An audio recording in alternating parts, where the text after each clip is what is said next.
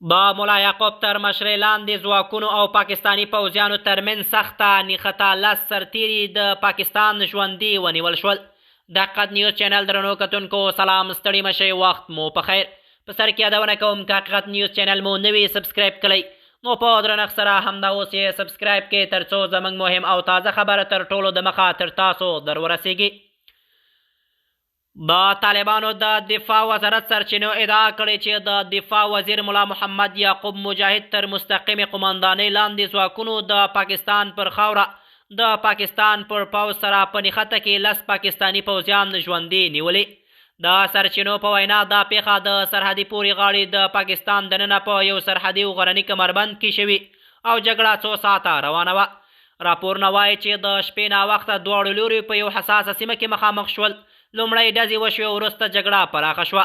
دواړو لورو له سپکو درنو وسلو کار واخیست او د ساحې جغرافیه، غرونه او تنګې درې د جګړې شدت زیات کړو.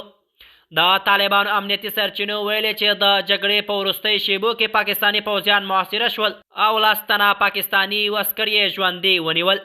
ویل کېږي چې دغه سرتیري وروسته خوندي ځای ته انتقال شوي. د دفاع وزارت ویان ویلي عملیات د متقابل پوځي اقدام په چوکاټ کې ترسره شوي. د دوی په وینا دا نښته د سرحدي فشارونو مخکینیو پوځي تحرکاتو تسلسل دی. سرچینې ټینګار کوي چې نیول شوي پوځیان د جګړې اسیران ګڼل کېږي او له هغوی سره به د پوځي اصولو او اسلامي احکامو له مخې چلند وشي. همدارنګه ویل شوي چې د موضوع د حل لپاره تخنیکي او نظامي چینلونه پرانیستلي دي.